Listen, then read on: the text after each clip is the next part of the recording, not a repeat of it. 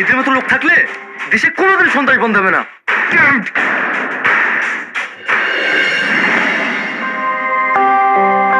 আমার একটা প্রশ্ন উত্তর দে, তোরা আজকে মারলি কেন?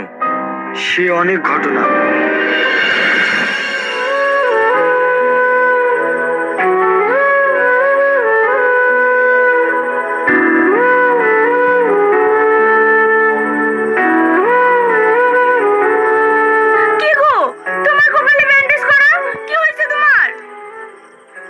ও কিছু না, একটু মাথা ঘুরে পড়ে গিয়েছিলাম।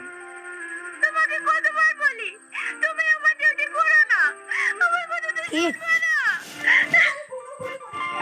কি করবো বলো, কষ্ট করে ছেলেটা খেয়ে বেপাস করে ঘরে বসে আছে, কোনো কাজ করে না। মেয়েটার বিয়ের বয়স হয়ে যাচ্ছে, তবুও বিয়ে দিতে পারছি না। একা খাটনি, সংসারে অনেক খরচ। যদি ওভার ডিউটি না করি তাহলে কি করে চলবে বলো?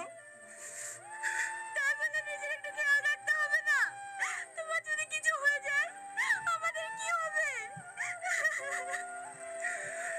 আমার মতো মানুষের বেঁচে থাকার কোনো অধিকার নাই গো। যে বাবা নিজের সন্তানদের কোনো ভবিষ্যৎ করে দিতে পারে না, সেই বাবার বেঁচে থাকার চেয়ে মরে যাওয়া অনেক ভালো। আব্বা তুমি কেঁদো না, আমার কপালে যা আছে তাই হবে। আমি তোমার চোখের পানি সহ্য করতে পারছি না। তুমি কেঁদো না আব্বা, আমি অল্প দিনে একটা কাজের ব্যবস্থা করে ফেলবো।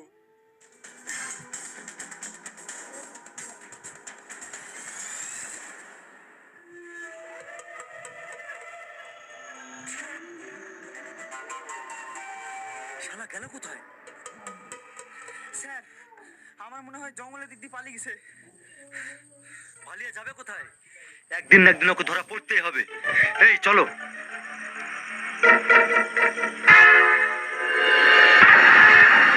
কে তুমি? তোমাকে তো ঠিক চিনতে পারলাম না। আমার বাড়ি এখানে না, আমি এই রাস্তা দিয়ে আসছিলাম, আমাকে কিছু কুকুরে তাড়া করেছিল, তাই ভয়ে এই বাড়িতে ঢুকে পড়েছি। ও, বলছি আপনাদের এখানে কোনো